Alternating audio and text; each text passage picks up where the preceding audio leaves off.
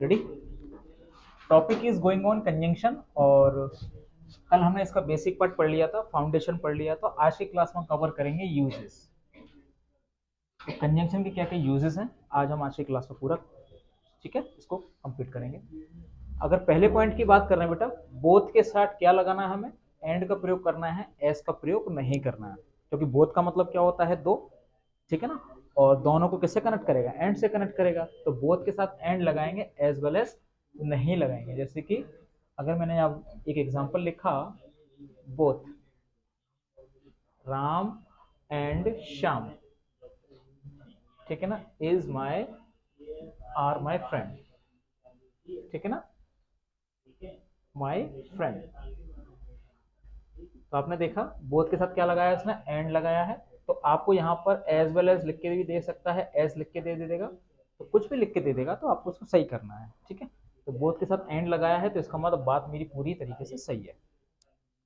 Both के साथ क्या लगाना है, एंड का प्रयोग करना है, यानी दोनों राम और श्याम, इस तरीके से इसका निकल के आएगा। अगली बात क्या लिखी हुई है कि दो के साथ क्या लगाते हैं बेटा, यट लगाएंगे, बट का प्रयोग नहीं करेंगे। दो का मतलब होता है यद्यपि, फिर भी, ठीक है। दो के साथ क्या लगाएंगे बेटा, यट का प्रयोग करेंगे, बट का प्रयोग नहीं करेंगे। जैसे कि दो he is poor but he is dishonest, ठीक है। तो कैसे करेक्ट करोगे इसको, तो दो के साथ इसने बट लगा दिया है, ये बिल्कुल गलत है, तो यहाँ पे क्या लगाओगे बेटा, यट लगाओगे। बात क्लियर है। दो के साथ क्या लगाएंगे, यट लगाएंगे। अगली बात, नो के साथ क्या लगाते हैं बेटा, नो के साथ देन लगाते हैं, क्योंकि सून की कंपेरेटिव डिग्री सूनर हो गया। अगर आपने डिग्री पढ़ी होगी, सून, सून का कंपेरेटिव डिग्री सूनर, और सुपरलेट डिग्री क्या हो गया, सूनेस्ट हो गया। तो कंपेरेटिव डिग्री में क्या लगाते थे, देन लगाते हैं ना, तो ऐसे याद रखेंगे। तो सून के साथ देन लगाएंगे। और ध्यान रखना है, एक मैंने कॉन्सेप्ट बताया था, इन्वर्जन। इन्वर्जन का मतलब क्या होता है कि सेंटेंस में से हेल्पिंग वर्ब को बाहर ले लेगा, फिर भी वो इंट्रोगेटिव नहीं होगा। इंट्रोगेटिव में नहीं है, हेल्पिंग वर्ब बाहर आ रही है, तो उसको इन्वर्जन बोलेंगे। क्या बोलेंगे इसको, इन्वर्जन। तो यहाँ पर इन्वर्जन का कॉन्सेप्ट लग जाता है इंग्लिश में। जैसे कि no sooner did he come, ठीक है, देन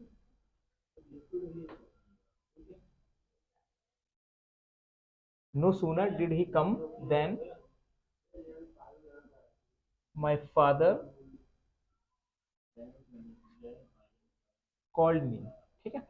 जैसे ही, ठीक है ना, वह आया और मेरे पिताजी ने मेरे को बुलाया, ठीक है। जैसे ही करके इसका सेंस निकल के आता है। तो सूनर के साथ क्या लगाया बेटा, देन। यहाँ पर कॉमा भी कर देगा, ठीक है, एज भी लगा देगा, तो आपको बचना है। अगली बात, सच और सेम के साथ क्या लगाएंगे, सच और सेम के साथ मेरा एज लगता है, ठीक है, ना कि कुछ और लगेगा, ना बिच वगैरह लगेगा। जैसे कि आई डोंट लाइक, ठीक है ना, such persons as still money of others.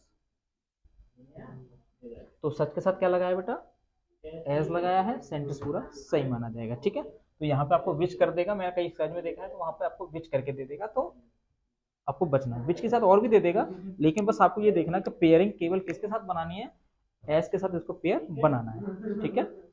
अगला पॉइंट क्या है, अगर कोई भी क्वेश्चन वर्ड रिलेटिव प्रोनाउन का काम कर रहा है, यानी सेंटेंस को जोड़ने का काम कर रहा है, तो वहां पर दैट नहीं आएगा, क्योंकि ऑलरेडी कंजंक्शन का काम करते हैं।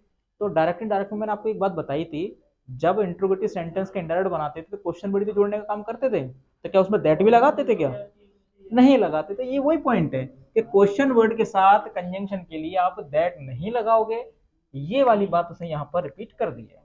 क्यों, क्योंकि दो दो कंजंक्शन साथ में नहीं आएंगे, दो कंजंक्शन साथ में नहीं लगाते, ठीक है। जैसे अगर यहाँ पे मैं बोला, ठीक है ना, आई डोंट लाइक, ठीक है ना, I don't like why that he ठीक है,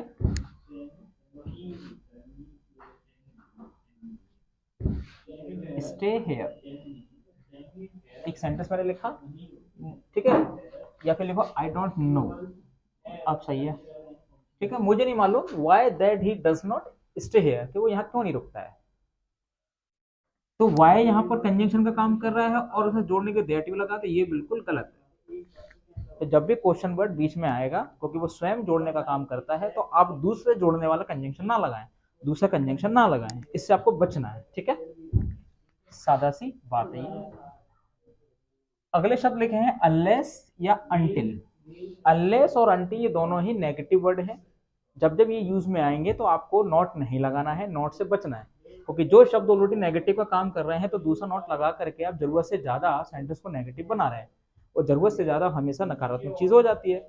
तो सिंपल सी बात है, अनलेस और अनटिल, ठीक है। अनलेस लगाते हैं कंडीशन के लिए, अनटिल लगाते हैं समय के लिए, ठीक है। अगर मैंने बोला unless he does not work hard,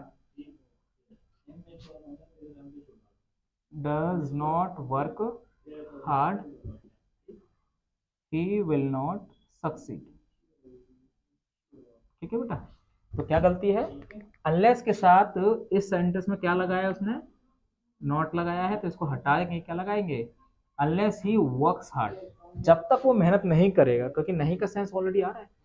और लेस का मतलब क्या होता है, less, L E double S, headless, handless, legless, है ना, एगलेस। तो लेस का मतलब क्या होता है, नेगेटिव तो होता है, ठीक है ना, ये बात ही पूरी। अब जब जब सेंटेंस व्हेन या इफ से स्टार्ट होते हैं, तो दूसरे सेंटेंस में, यानी दो सेंटेंस को जोड़ने के लिए वहां पे देन नहीं आएगा, हमेशा क्या लगाया जाएगा, कॉमा लगाया जाता है, ठीक है। जब जब देखना, अब यहाँ पर मैंने देखो, यहाँ पे भले ही मैंने अनलेस लगाया, अगर इफ कर देता है या व्हेन कर देता है, यहाँ पे कॉमा आया नहीं आया है, तो वही कह रहा है, अगर सेंटेंस आपका इफ या व्हेन से स्टार्ट हुआ है तो सेंटेंस को जोड़ने के लिए केवल कॉमा लगाना है, जैसे कि if you pay fee, comma I will give you notes, ठीक है। ऐसे मैंने एग्जांपल लिया, तो इफ के साथ क्या लगाया बेटा, कॉमा लगाया। तो इफ या व्हेन के साथ हमेशा आपको कॉमा लगाना है, ठीक है, देन नहीं लगाना है, देन आपको लगा के देगा, अभी मैं आपको एक सर्च कराऊंगा तो आपको सामने दिख जाएगा, आपको बचना है। अगली बात, ठीक है, एक मैंने बताया था क्लॉज तीन प्रकार की होती हैं, एक प्रिंसिपल क्लॉज, एक कोऑर्डिनेट क्लॉज, एक सबऑर्डिनेट क्लॉज। कल मैं डिस्कस कर रहा था कि प्रिंसिपल क्लॉज के साथ अगर कोऑर्डिनेट क्लॉज होगी, ठीक है, तो क्या बनेगा आपका कंपाउंड सेंटेंस। अगर प्रिंसिपल क्लॉज के साथ अगर सबऑर्डिनेट क्लॉज होगी तो ये बनेगा आपका कॉम्प्लेक्स सेंटेंस। अब वो ये कह रहे हैं, अगर आपके एक सबऑर्डिनेट क्लॉज है, एक प्रिंसिपल क्लॉज है, कि दोनों की दोनों फीचर में नहीं आ सकता, एक फीचर में होगा, दूसरा फीचर में नहीं होगा। तो जिसके साथ आपका टाइम यानी कंडीशनल वाला शब्द लगा होगा, कंजंक्शन लगा होगा, ठीक है, तो क्या करना है, वो आपको बनेगा प्रेजेंट में। तो देखो पहले देखो, ये वाली सेम बात लिखी हुई है, तो इफ आ रहा है नहीं आ रहा है, बोलो यस, इफ आ रहा है ना, कि ये फीचर में है तो ये फीचर में नहीं होगा, यही कह रहा है, वो विल शेल दोनों सेंटेंस में नहीं लगाया जाएगा, भले हिंदी में दोनों फीचर जैसा सेंस आ रहा होगा, लेकिन पहला सेंटेंस किस में बनाना है, प्रेजेंट में बनाना है, दूसरा सेंटेंस फ्यूचर में बनाना है, ठीक है। जैसे कि, ठीक है, if you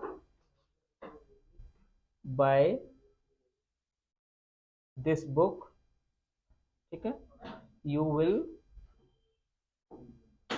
get a coupon, ठीक है। तो आपने देखा ये सेंटेंस फ्यूचर में है, तो ये वाला सेंटेंस फ्यूचर में नहीं होगा। तो यानी ये प्रिंसिपल क्लॉज हो गई, ये आपकी सबऑर्डिनेट क्लॉज हो गई।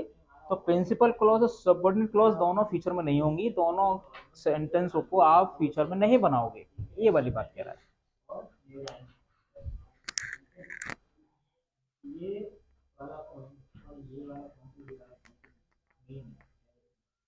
मेरी बात समझ में आ रही है? इतना तो पढ़िएगा कि रुपया कैसे मेल हार्मोन होता है।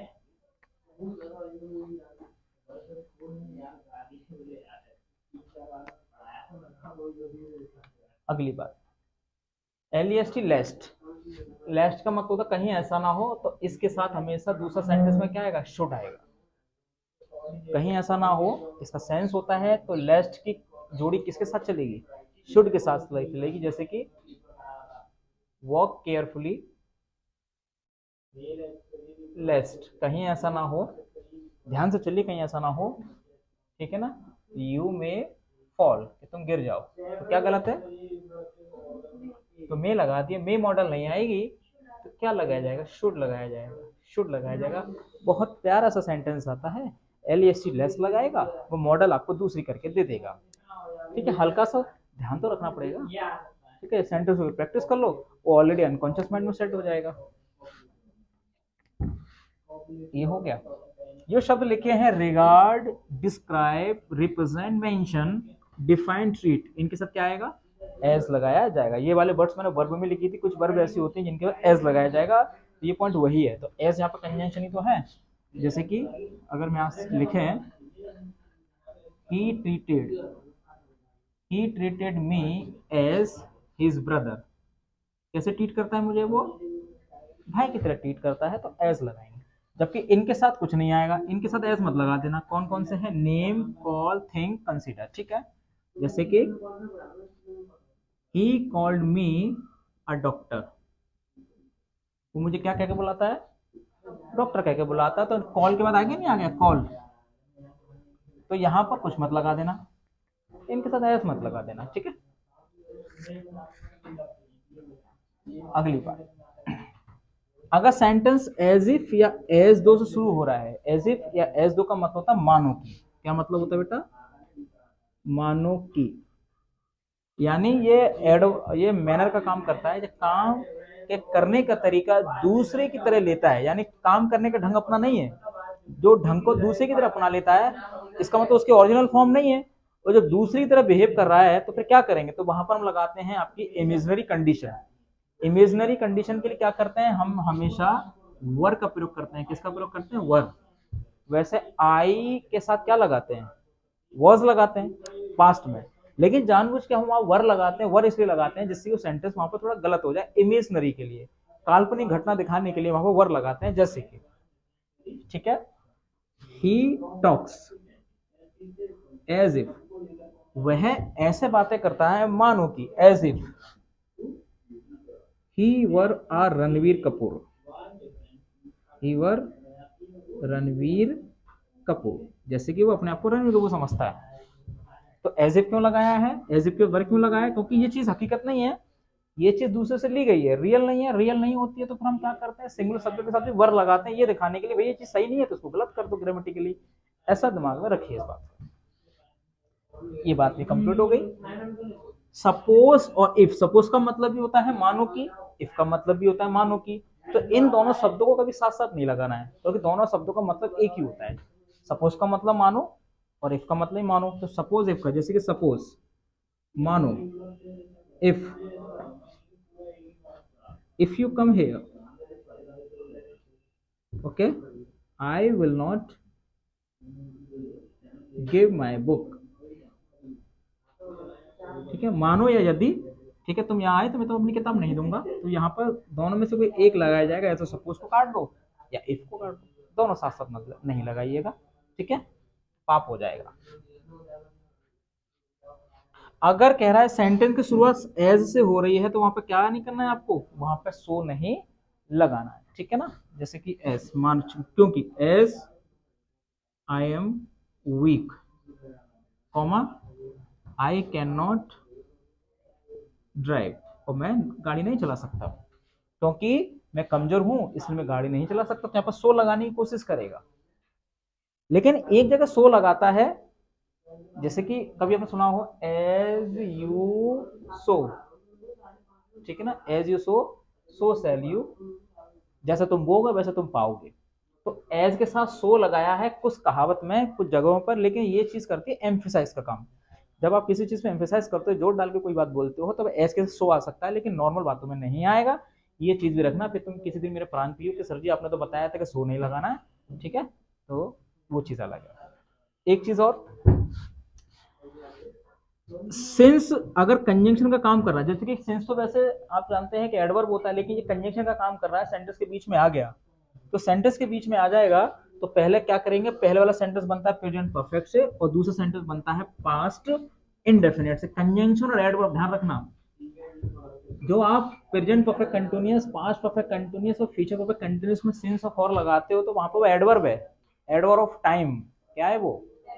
Adverb time. यहाँ पे कंजंक्शन है। एक शब्द तीन तीन चार चार काम करता है पार्ट्स ऑफ स्पीच में। जब तक क्लियरिटी नहीं होगी, जब तक फिल्टराइजेशन नहीं होगा, वो हमेशा आपको सिरदर्द देंगे।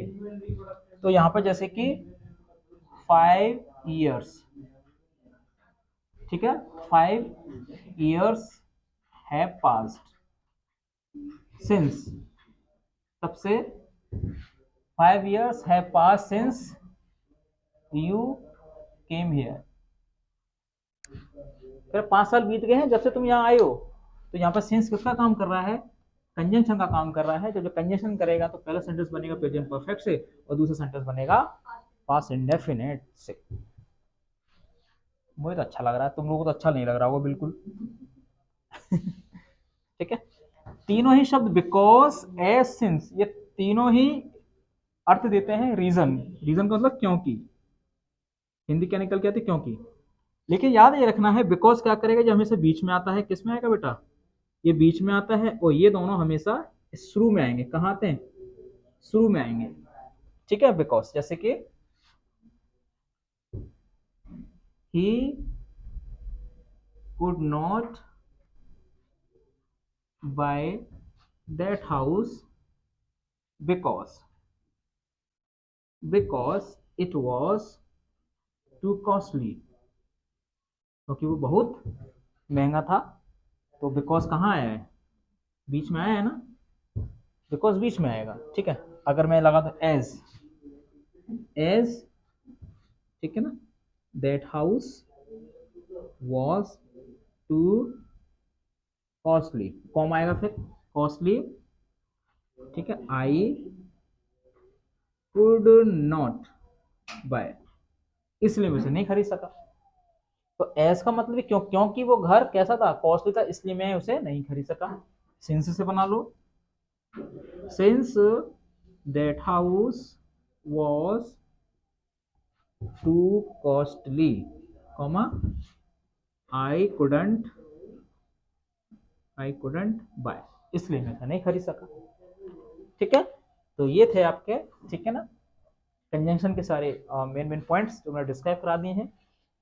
After these points this topic has been completed from my sides. अभी मैं आपको एक्सरसाइज कराऊंगा। ये टॉपिक ही खत्म हो गया और सिंटेक्स भी आपका पूरी तरीके से मेरी तरफ से खत्म है। ठीक है, चाहो तो एक मैं आपको क्लास इंटरजेक्शन का और ले लूंगा, ठीक है, जिससे कि आपकी ये ना रहे दिमाग में कि सर ने वो चीज़ छुड़वा दी है, वो भी मैं कराऊंगा। ठीक है, समझिए, करिए, फिर इसका एक्सरसाइज करिए।